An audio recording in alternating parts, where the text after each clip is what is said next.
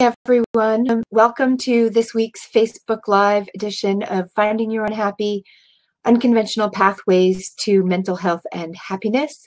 I am your host, Alana Davidson, creator of Divine Essence Coaching and author of Finding Your Own Happy. And I have a special guest for you today.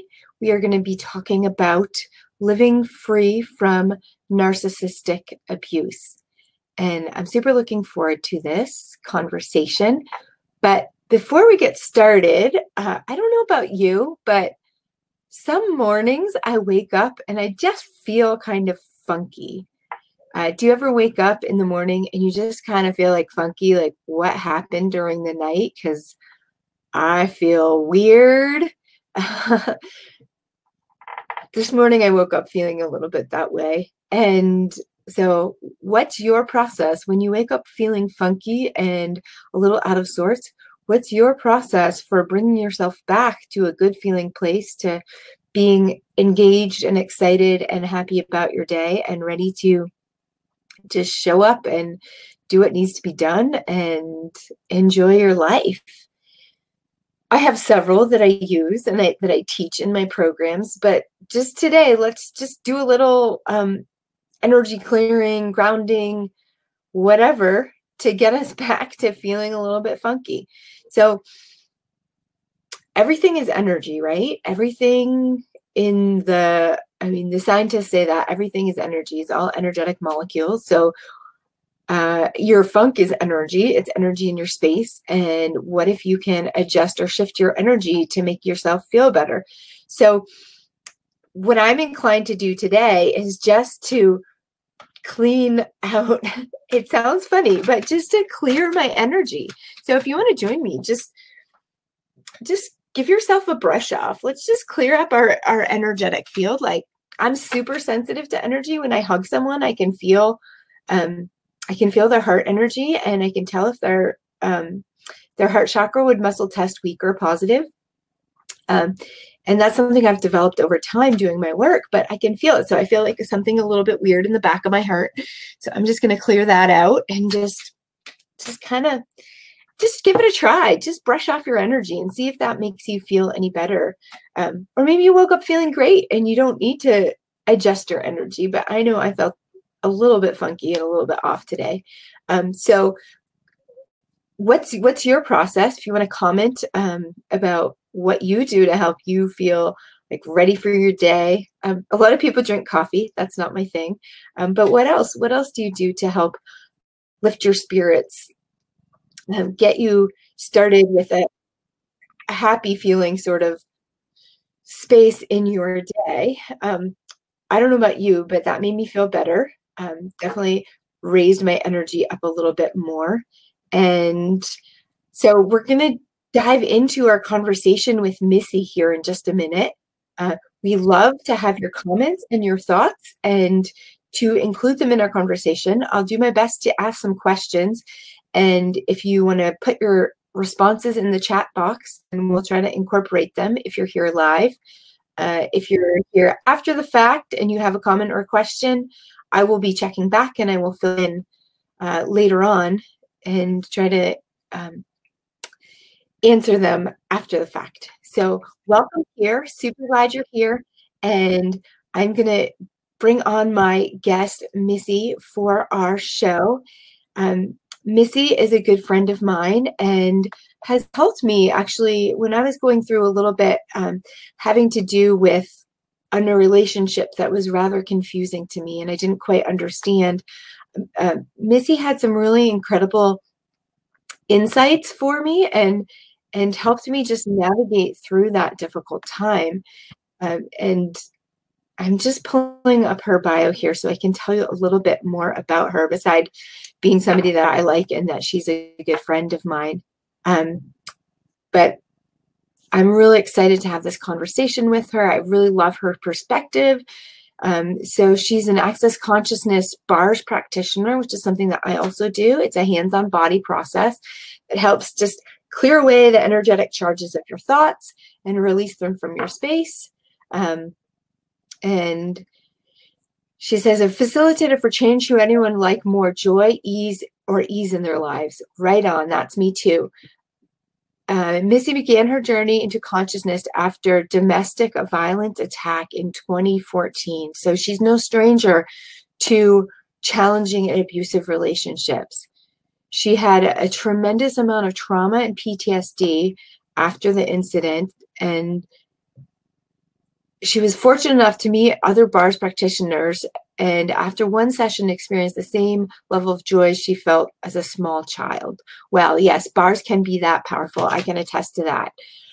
Her greatest joy is giving people the same possibility, hope, and love for themselves that she currently experiences in her life. So if you've struggled with abuse, domestic violence, and you're feeling the effect of that, and you wonder if it's ever going to change for you, well, Missy is here to tell you that it really can, and that you can bring such greater joy to your life. Missy is the mother of one daughter and two stepchildren who live in Utah. She was born in Columbus, Georgia, and was raised in an abusive home, which led her to choose abusive partners.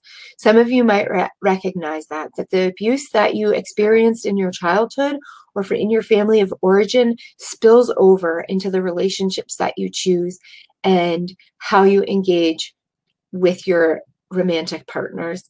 Definitely something that I think a lot of us can relate to and have had experience with. Since that life-changing event in 2014, Missy has explored and experienced deep healing and growth, and has brought what she's learned to others who are currently on their own journey of healing. So without further ado, I'm going to bring Missy onto our call, and we're going to just talk a little bit about that healing journey, what she learned, what she discovered, and how she was able to change her life and move into something greater. So here we go. Welcome, Missy, to this show. And hey, Alana, can you hear me okay? Okay, now you're on. Okay, welcome. Great to have you here. Can everybody hear me? Yep, I can hear you. I can see you. So, okay, good. If you just want to dive right in, I would love your interaction, and let's just start wherever you want to start, and we'll explore this conversation and this topic. All right. Well, I think that we wanted to talk about a little bit about narcissists and recognizing who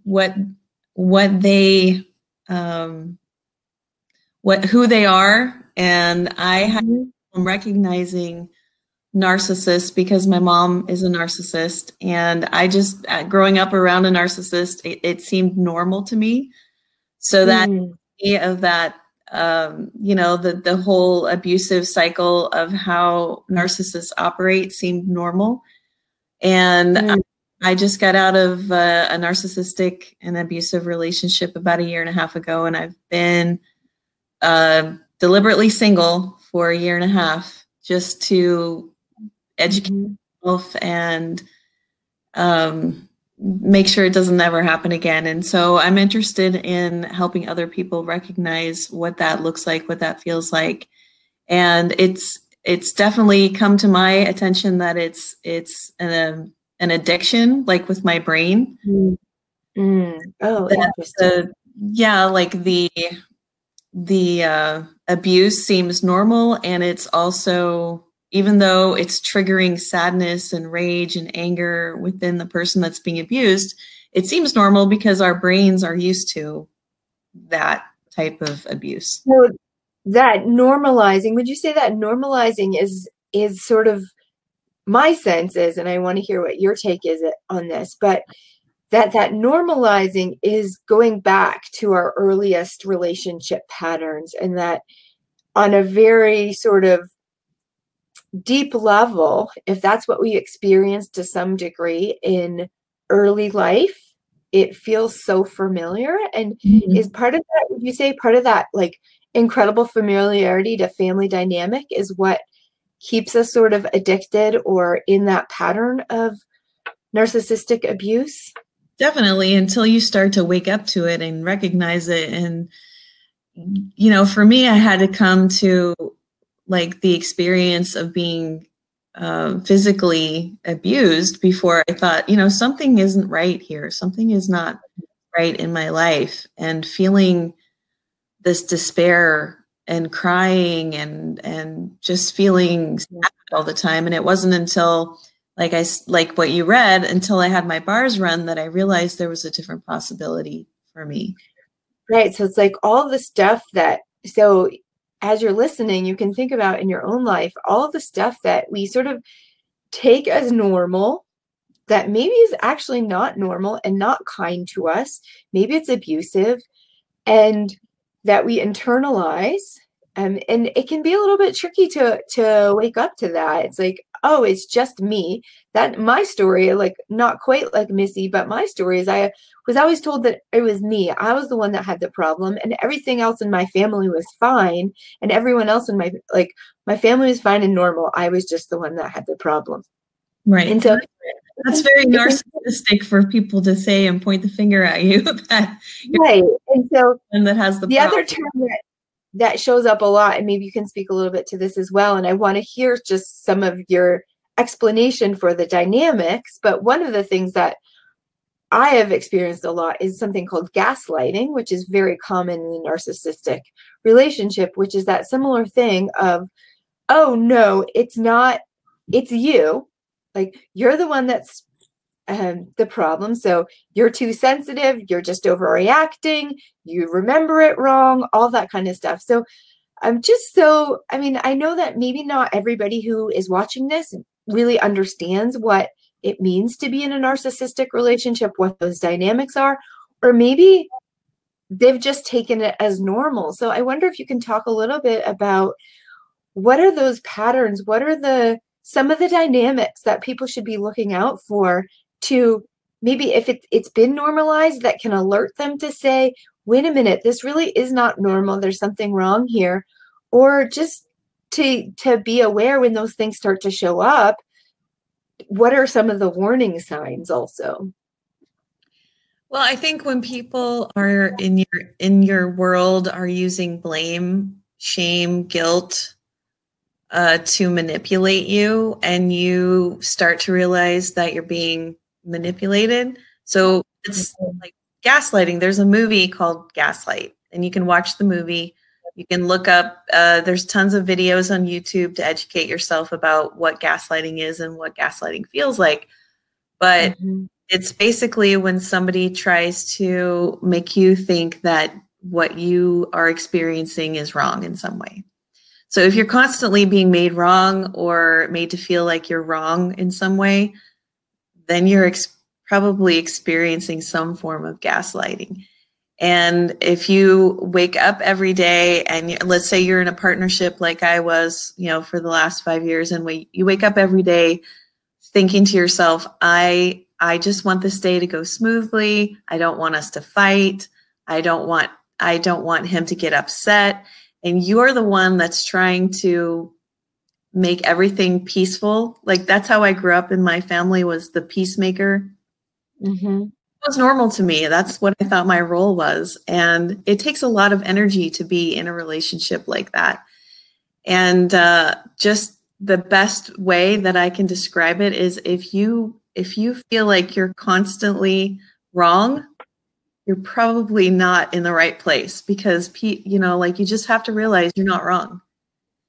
And they're trying to make you wrong. They're probably trying to manipulate you into controlling you. So narcissists, their signature move is that they feel like they're so wrong inside that they have to make everybody else around them feel like also that they're wrong. So if you just get a sense of, like, I can't do anything right, I can't get anything right, and you're constantly being made wrong in a relationship, no matter what that relationship is, if you can't ever please the person, and you feel like nothing you do is right, it's probably an abusive relationship. Right. And so we use the term narcissist, right, which is an interesting term, but really, when it comes down to it, are you in a healthy relationship? Are you in a not healthy relationship? Does it really matter if we label somebody like that? Or can we just recognize the patterns that maybe affect us or influence us or are less than satisfying or healthy? And If you're listening and you have some sort of experience, or there's something that stands out for you as being that kind of experience, love to hear your comment. If you have a question or you're wondering about navigating this, please put a comment in the chat. Something that you said that I was thinking about is like, if you have never known any different, like this place of like, it can be hard to see reality for what it is when your whole life you've been told that your perception of reality is wrong. Right. Which I think is what a lot of, and I'm curious about your take on this, but I think that's a lot of what perpetuates and keeps people in relationships that are unkind, uncaring, harmful, is that your whole life you've been told maybe that you're the one that has the problems. You just have issues. You're just over emotional.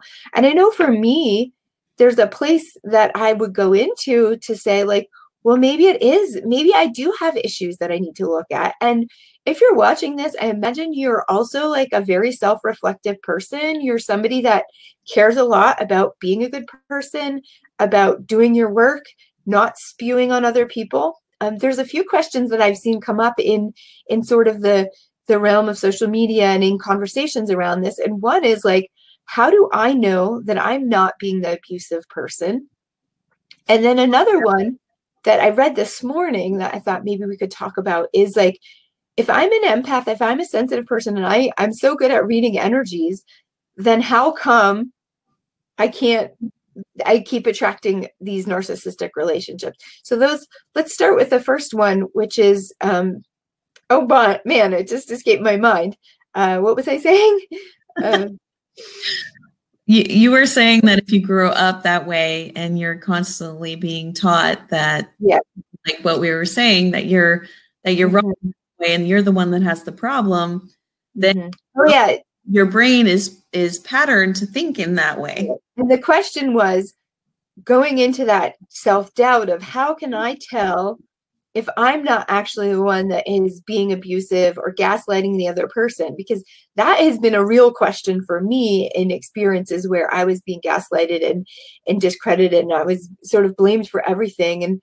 Or it was very subtle. It was sort of like a well-reasoned, justified explanation about why things were the way they were, that it was always like he was right and I was sort of wrong for whatever I was feeling. But I did start to question, like, am I just being all of these different things? So do you have any sense of like how you work yourself out of like, am I just the abusive one? Am I just the one that's doing the gaslighting? Because that is a big question, I think, for a lot of people. Well, for me, the solution was just to get away from the person that was gaslighting me and to some time away from that craziness so that I could actually figure out what was normal and what wasn't normal. And to educate myself was a huge step. So I've spent the last year and a half, deep diving into, what does gaslighting mean? What does it feel like? If you're raised on this, we call it like the planet Narco. If you're raised on planet Narco, then you think that it'd be like being raised with wolves. You would think that, it's normal to get on all fours and act like a wolf and howl at the moon. I don't know. You just have to get away from the wolves, and you have to spend some time in, for me, I had to spend time in meditation. I had to spend time looking at myself, and having my bars run and access consciousness gave me the tools to know that there wasn't anything wrong with me. And once I started asking the question, what's wrong with me? That opened up the door to more possibilities and then when I started empowering myself and thinking in ways of like, how can I empower myself today? And how can I learn more about what's really happening here? Because the narcissist reality is very different from, our reality. Everybody else's reality. Yeah. Like they really want to pull you into their world and into their reality. And their reality is so real to them that it's really easy to believe because they believe it. So they deal in a world of make-believe kind of, and they very convincing and very adept at making you believe what they believe. So if, for instance, my ex used to think that I was texting guys, like the phone was like this big point of contention. So I couldn't even have my phone on when I was around him, because in his mind, he had created this world that I was cheating on him and every other woman that he'd ever been with was cheating on him. Now that is not normal. Okay. Even though in our logical minds, if we're with somebody who's acting like that, and we know it's not normal, like a person that is normal and healthy would not put up with that kind of situation or that kind of behavior. I did, because I thought somehow that I was wrong, that there was something wrong with me. And even though he didn't convince me that I was cheating on him, right, I was convinced I had to prove it to him that I wasn't, that I was a good person. And it's been me walking away and getting away from that craziness that I just, you know, the only thing that helped me was getting away from that type of abuse. So I would say if somebody's experiencing, you know, constant worry, anguish, like, you know, if you're in a situation that's stressful, if you're experiencing constant stress where you're worried about pleasing another person, you know, it might be time to change time something. to step away and say, you know, what's really going on here. And right, people, they don't want to step away from that because that's just normal life. I know people who are still in abusive relationships, who are in narcissistic relationships, because they don't believe that they can be without a partner. And that was a big step for me, was to realize that I didn't need him or anybody else to save me. I wasn't a victim, and I could empower myself, and I could stand on my own 2 feet. And well, there's sort of this other side of it too, right? At least that I've experienced or witnessed, which is this, on the other side is this sort of presentation of love or care, or you really matter to me, things like that, where there's a little bit of a hook of like, wow, if you could just get your act together, this relationship would really work. If you were the problem, if you didn't have all these issues, if you could just get out, I really care about you, but you have all these issues and you need to work out your issues. And so there is this little bit of, I think, like attachment or hook. Like I've experienced that, where like there can be something that feels really good, but it comes in just little bits and pieces. And then you're always trying to work to get yourself back to those moments of acknowledgement, of closeness, of connection. And also what you're saying, where reality doesn't match up, you're going like, wait a minute, that doesn't feel like really what's going on for me or who I am. And yet now I'm trying to prove to this person that I'm the good person, that I'm not the person they're saying I am. And so just from what you're saying, and also from my experience, they say, like, if you're questioning your sanity a lot, like, am I just crazy? Am I making things up? Like, did I say the wrong thing? That's like a good sign that there's something off in that situation. If you wake up feeling stressed and like, how am I going to keep the peace today? That's a good sign that you're not in a healthy and functional relationship.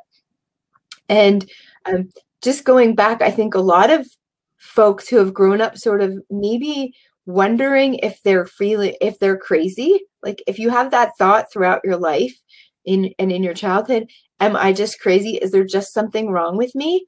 I realized recently how much that had to do with being gaslighted and growing up in an environment that didn't acknowledge me and didn't acknowledge my perceptions of reality. And wow, so much of my feelings of insanity were that I was seeing things that other people didn't want me to see and told me I was wrong. So if any of those feelings are showing up, yes, I agree so much with Missy. Like, can you take yourself out of the experience and then to have that and when I was going through this last experience that I was in, it was like, okay, so what does, and then questioning, like, am I the abusive one? Like, how do I know? Am I just being a gaslighter? Was to say, okay, what is it really going to look like? And maybe you can talk to this also. Like, so what's that contrast? What does it look like when you know that you're not in a dysfunctional gaslighting kind of relationship? And so I'd love to hear your thoughts, and I have a few thoughts on that as well. Well, I've been very purposeful in creating relationships in my life in the last year and a half or so that are kind.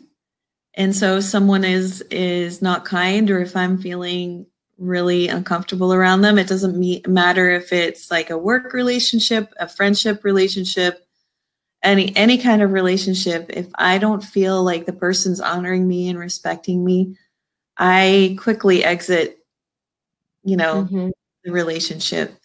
And I don't mind letting go of any relationships now that I don't feel comfortable in. And it's just an honoring of myself. And I think Dr. Dane here explains honoring really well. He has, you can check it out on YouTube. It's called the 5 Elements of Intimacy. And he explains what honoring means. But I think you get a sense of the energy of the word honoring. So once I started to honor myself and honor the way that I treated myself, and it really goes back to my relationship with myself. And the more I honor myself and love myself, respect myself, the less I have to deal with the type of person that I've dealt with my whole entire life, which was an abusive person.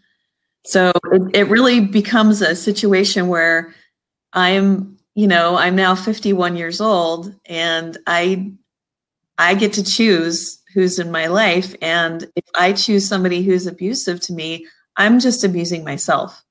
They're not abusing me. I'm allowing that abuse to happen to me, and I'm not willing to allow that to happen to me anymore. Yeah. And well, something I've noticed is that changing my relationships and changing how I engage with people is one of the things that makes the biggest difference in my mental health and my state of being and my feelings of happiness. And for me, it's a constant readjustment and a re-choice to come back. But I think for some of us, it really takes to getting to the place where, and it sounds like this is some of where you're at, is that willingness to be by yourself and willingness to be alone. Yeah. And I really, it was several years ago now, but I was just really struggling, not with romantic relationships so much, but just social relationships even, and feeling really like not good about myself because of the dynamics I was experiencing in social relationships. I spent a week in the woods, or maybe it was just a few days, in a cabin in the woods. And it's like, I started to come down from all of that, like, about myself, and feel good about myself again. And I told myself at that point, you know what? I would rather spend the rest of my life being alone than one more moment in a crappy feeling social relationship. Because Exactly. I knew, like, okay, I feel good just being with me, and it's not worth it to me. I'd rather be by myself forever than ever do that again. And when I left the woods and like went back out in the world, it's like my life really just improved because I was only choosing and only going for the places where I felt good with the relationships I was in. And now that's not to say, like, sometimes there are conflicts that we have to work out, and not every relationship is completely harmonious and easy. So I wonder what your perspective is on that also, because there is a time and a place where you're going to have conflicts, you're going to have issues, you're not going to get along with everyone. And so just to say, oh, I'm out of here, and anytime you don't like what's going on, like, where's the level of normal, and where's the level of not honoring yourself and putting up with abuse is kind of, I guess, the question. Right. I guess it's the frequency. Every situation is different, but if you're doing your best to honor yourself and the other person, and they're not reciprocating that honoring back to you, and it's happening more than once, then that might be a time to say, I don't know if this is working for me. And just, I feel like I should be able to feel safe in all my relationships to express how I feel. And feeling safe starts with me. So I have to feel safe. I work consciously to feel safe within myself and heal all those little parts, those parts of my soul and my little girl. And if I'm triggered with something somebody says, I go inward and my little girl, wherever that happened in my past, and I do with my clients as well. Like if something happened when I was 2 years old and something is making me have an emotional flashback in my current life, I'll go back to that 2-year-old and I'll talk to her and I'll tell her, it's okay, you're safe. So again, it's going back to myself and healing myself.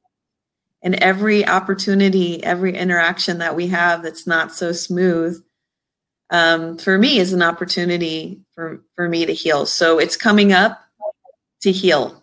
And a lot of people are experiencing that healing.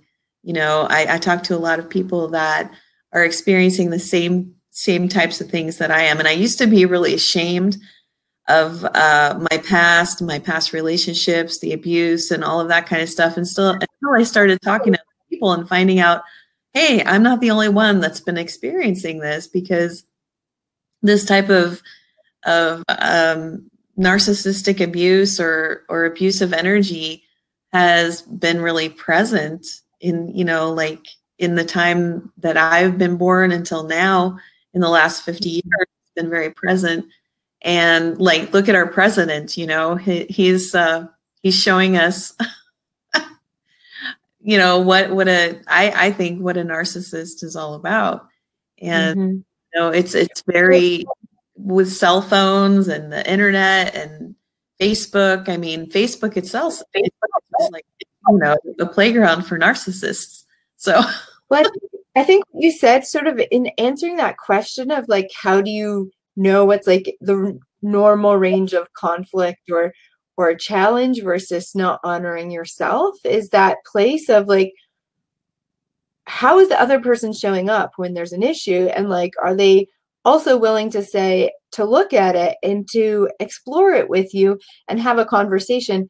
Something that really helped for me was like, okay, in a gaslighty kind of situation, it's always like those pointing the fingers and not really hearing the other person, versus like, okay, I hear that you're whatever's going on for you. I want to hear you and I want to see how we can work this out. And I want to have space for your point of view. And that is very different than I experience in some of the more conflictual or abusive kinds of relationships, is to be able to sort of say, there's room for my experience and who I am and what's going on for me.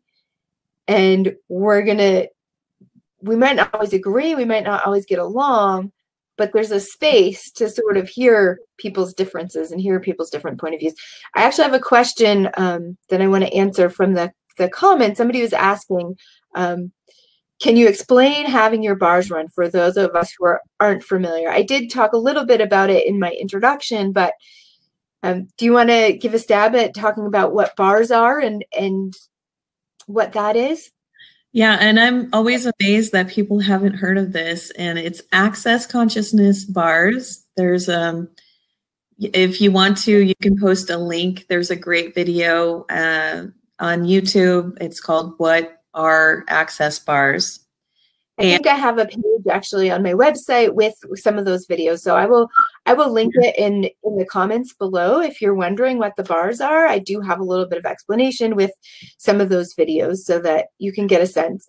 Yeah, I describe bars as my secret weapon for life. I know that if anything's happening in my world that's being that's heavy for me, I can go have my bars run and it'll lighten things up. So bars is just a light touch on the head.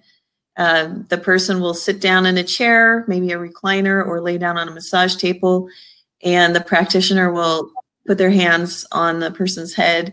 And a session usually lasts about an hour to 90 minutes. There's 32 points on the head, and it starts to run a bar of energy back and forth between left and right. And it puts the brain into coherence, and it helps release toxic thoughts and emotions. And I've found even toxins from the body will leave. So it leaves you feeling mentally healthier, physically healthier. A lot of times it'll give people more energy and just kind of make you feel like you have a new lease on life. You feel like you're more, I feel, I'm just going to speak from my experience. I feel like I'm more excited about life every time I have my bars run. I'm like, woohoo, what was I worried about? Oh, it doesn't matter anyway. Yeah, I had one bar session where I literally, I had so many intrusive thoughts and so much just going on in my mind. And I got up off the table after a session. It was like the first sense of like peace in my head that I'd felt like I'd had in a really long time. And so it can be super relaxing and calming. Some sessions, and each session, I find each session is different, and each person experiences their sessions different, but it does create some space in your mind, in your thoughts, and release some of the chatter, so to speak. And it is something that needs to be done hands-on. So depending on where you are, where you live, you can find a practitioner in your area that can run your bars for you if you want to check that out. Yeah. Just going back a little bit to navigating relationships, and I know like a lot of my clients really struggle with social relationships, not even narcissistic relationships, but friendships. They feel like they're the one that is always giving, overextending, being a rescuer, being a caretaker. And, at the end of the day, there's nothing left for them. Mm-hmm. And I used to be that person. I have navigated that pathway really well. One of the things that I say that might be helpful is you can't save someone else if it's sinking your own ship. So if you're in a friendship where somebody's having a really hard time and you're trying to rescue them or save them or take care of them in some way, but is bringing you down, is having a negative effect on your life, then you're going down with them. And there's been a few times that I realized the best option for me was to cut myself free, which is some of what you're talking about, is like when relationships are not also including you. Like, do you include yourself in your relationship, or are you just making space for the other person? So that's another thing to look at. And I know, and you can speak to this as well, but I know there's a place for especially sensitive, empathic people where we worry about being selfish. We worry about being self-absorbed. We worry about being narcissistic, right? And yet to include yourself and take care of yourself in relationship is actually going to create a better experience, a more healthy relationship than one where you feel like you're expending yourself for someone else. And if you think in reverse, if you think of people that show up in your life who are feeling, I realized I had people in my life just because I felt sorry for them. And that if I turned that around, I absolutely hated that experience of having somebody in my life who it felt like they pitied me or felt sorry for me. And I realized that really wasn't kind. And that the kind thing to do is to show up because it also contributes to me, because it also has value for me, not because like I'm concerned about this person, I need to save them. So talk a little bit about saving, how trying to save people shows up in sort of these abusive dynamics of relationship. Well, again, I think it goes back to if you're raised in an abusive home, you're taught, and maybe your parent's an alcoholic or a drug addict, and you see them drunk, passed out on the floor. Somebody's got to save them. And or if you have anybody in your life who is constantly needing to be saved, your brain gets addicted to that.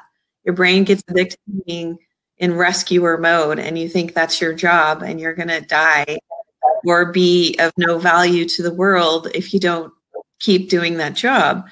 So people who are raised around, like in that situation, like I was, tend to find people to save. And for me, it's like, well, I can give and give and give. And if the person's not appreciating the giving and I'm not getting anything back and I'm not willing to receive from them, it's a one-sided, and then it becomes not healthy. So that's called codependency. And Al-Anon, when I first got into Al-Anon and started going to Al-Anon, they taught me what that looked like and what would be a healthy, normal relationship. So it's really educating yourself on what does a healthy relationship with myself look like? What does a healthy relationship with another person look like? A healthy relationship is one in which the person can, the person you're interacting with is an independent being and you're an independent being. And like that was a healthy relationship with you, Alana, would be, I'm not trying to save you. In fact, I don't even give you any advice unless you ask me. If you ask what I think, I would tell you. But if I'm just giving you advice and I'm trying to spew that onto you, that's not kind, like what you said, that's not kind or honoring of you. So you really just want to ask yourself, how can I be kind and honoring of me? And how kind and honoring to the other person? And what I tell my children all the time is, if they're experiencing some kind of trauma and drama in their life, I'll say to them, well, you know what's best for you. Empowers, one of the things they taught me in Al-Anon was never do for somebody what they can do for themselves. That's just not kind. Right. That's the rescuing piece in that overstepping or trying to save someone. There is I'm just thinking about my book, Finding Your Own Happy, and I do have a chapter in there that talks a little bit about these relationship dynamics and how to evaluate some of that and maybe make some adjustments. So if you're interested in looking at this area of your life, of understanding some of the dynamics of maybe why you have been so inclined to rescue other people and save them, which what you're alluding to goes back to if you're in a family where your parents are not doing their job, they are not safe in some way, then it's a life-threatening situation for you as a little kid. And so it makes sense that you're going to try to fix it and you're going to try to take care of it because your survival depends on them functioning, right? Because you're literally, life depends on your parents. And so that can be a habit that we then internalize and take into all of our relationships, to think that like, I have to make this work because that, like you were talking about, that little inner 2-year-old comes up and says, if this doesn't work, I'm not safe and I got to do something about it. And yet it's learning how to sort of grow out of that. Or even there's another piece in the book, it's about working with those inner child parts so that you can come to your relationships as a functioning adult rather than one that's trying to be the peacemaker or the caretaker. And then going to we were talking about being an empath and attracting sort of narcissistic relationships. One of the pieces that I've really discovered is that you can feel other people's energy. And so this dynamic of rescuing and caretaking and trying to fix things for other people rather than just letting them be how they're going to be, is that whatever they're going through, if you're sensitive to someone else, you feel it, it makes you uncomfortable. And so then you're trying to take care of their discomfort so that you can be more comfortable yourself. Yeah. So that's something. Yeah. And that's where when you ask the question, is this my discomfort or is this somebody else's discomfort? And then that's a tool that I learned in Access. Access Consciousness has so many great tools. And if you just, go to YouTube or go to the website, you can learn about the tools. But one of the tools is the who does this belong to? So for instance, if I was with my ex and he was angry and then I'd start to feel uncomfortable, then I would just say, is this mine or is it his? And just asking the question can give you the awareness. And then you can just say, okay, it's not mine, return to sender.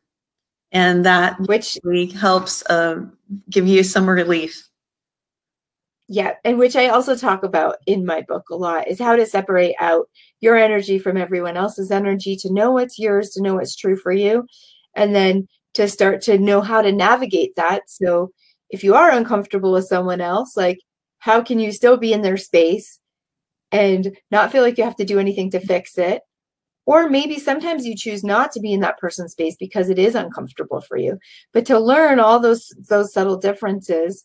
And if you don't know already, my book is called Finding Your Own Happy, The Soul Searcher's Guide to Peace and Happiness in Everyday Life. And I will put a link in the comments where you can get a copy if you want to check that out. And yes, I bring a lot to my work, but the way that I know Missy is actually through Access Consciousness. And we've really connected with that same work, which is a lot about asking questions and paying attention to what's going on, sort of as we're talking energetically, of how do you feel, what's showing up in your world, and paying attention to it and seeing it for what it is. So trusting yourself, I think, is a big piece of that. And I think a big piece of what we're talking about in sort of navigating abusive relationships is getting out of the wrongness of you, the wrongness of your experience, the wrongness of your feelings. I think that's a big place where a lot of us get stuck, that we think that, and maybe having trained into believing that our feelings are wrong and how we feel is wrong, and that's a problem, when actually those feelings are telling you a whole bunch of stuff about your environment, about the experiences that you're having. They could be telling you stuff about the past also that's not congruent with what's happening in present reality. But it's all information that, if you learn how to listen and you learn how to navigate it, can help open your life back up and help you stop feeling crazy. Was true for me when I started to listen and pay attention and say, what's really going on here? And am I really just that crazy? Or is this all information that I've been trying not to see and not pay attention to? Right. So that can be incredibly useful and helpful. Any other thoughts or comments on this journey of really coming back to yourself and honoring yourself and being true to yourself in all of your relationships? Because that's really what it comes down to, right? Yeah. I think that for me, it's just been amazing and incredible just to have this last year and a half without any kind of abusive person in my life. Mm-hmm. Of my whole 51 years on this planet, this last year has been really healing. And I would just encourage anybody who's in an abusive relationship, whether it's a family member, a partner, it could even be a boss, a coworker, a child. If that person's making you feel wrong, uncomfortable, sad, if you're constantly worried about, if you're walking on eggshells, as they say, it might be time to kind of give yourself some space from that relationship and do whatever you need to do to heal, because it's going to take some time away from that person to really get out of the crazy that they're projecting, and go have your bars run, meditate, just spend some time away from that energy and that influence. The people who are in our life, who are around us, do influence us. And especially if you're an empath and you're picking up on that, and if you're an empath, you're probably codependent, you're probably a people pleaser, you're probably like doing everything you can to make it work. And if you're doing everything you can to make it work, you're spending a lot of energy that's just wasted energy. And the only thing is to focus on yourself. I would say, so some people I think are in this place where it feels like all of their relationships are challenging, unkind, uncaring, whatever that is. And so it can be really hard to feel like it's like my whole world, right? And so for those people who feel like it's your whole world, and if you step away, you're going to have nobody, or you just don't even understand all of that kind of stuff, my recommendation is to find some professional support and get to a support group, or get to some places where you can associate with people that are going to give you a different experience of reality. Because it is hard if that's all you've ever known and that's how all of the people in your life function. Seek out some new spaces, whether it's going to therapy and getting a therapist. And that can be, an interesting process to navigate too, but there are good therapists out there. There are communities of people who are interested in personal development or consciousness, although you have to be careful there too, because sometimes consciousness, spirituality, all that kind of stuff can be used in some very manipulative ways. And you can also reach out to me. I'm here as a resource, as a support.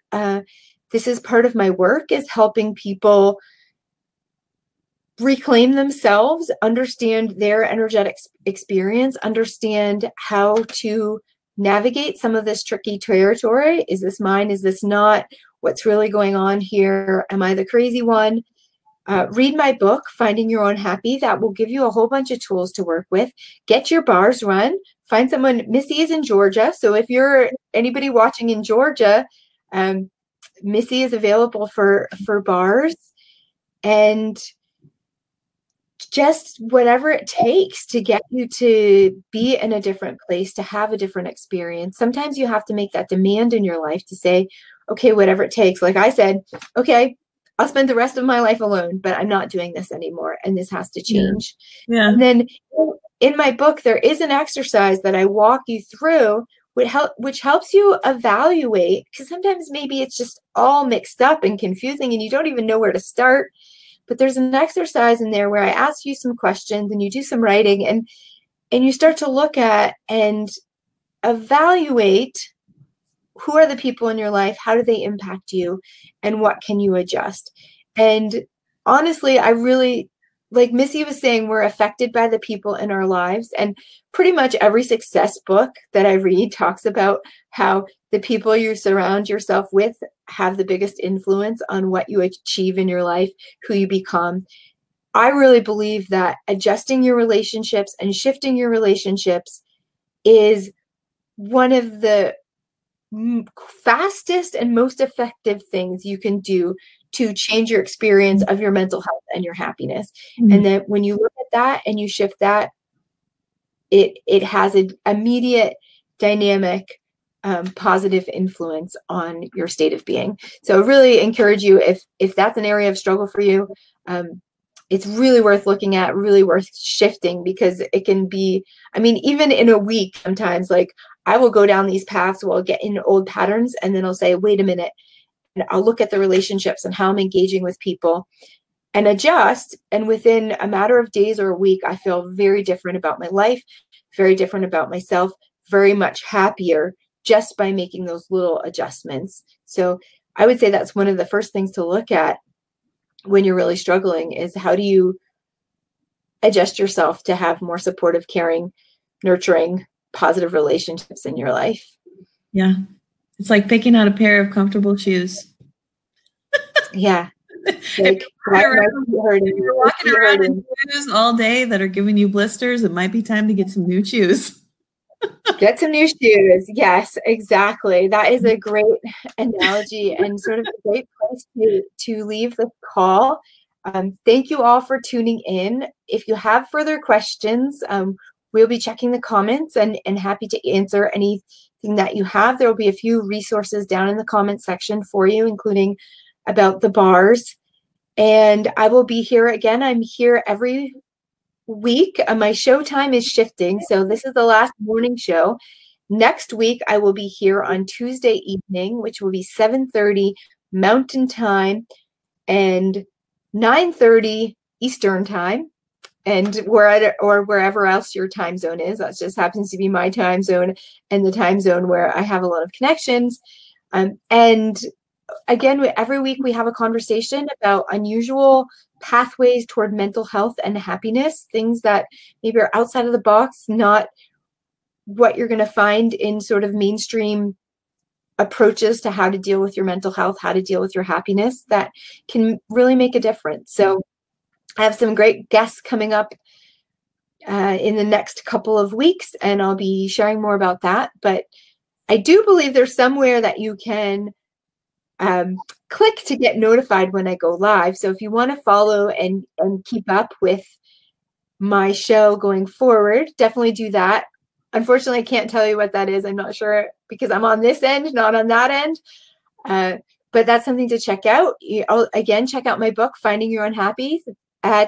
You can get a free copy at findingyourownhappybook.com. And we are so glad that you're here. Thank you for being on this journey. And I look forward to being connected with you and moving forward. And Missy, thank you so much for sharing your wisdom, your thoughts. And is there a way that people can connect with you or reach out to you as well? Yeah, if you have any questions about what I said, you can connect with me on Facebook and Missy, M-I-S-S-I, Peckham, P-E-C-K-H-A-M. If you have any questions about the bars or, my experience or anything like that, let me know. And I'm happy to support or answer any questions. And thank you for your work too, Alana. Yes, it's been a pleasure. And I'll be posting this on Facebook, and you can also find it on YouTube. So be opportunities to watch the replay. And I hope you all tune in next week. And bye for now. Bye.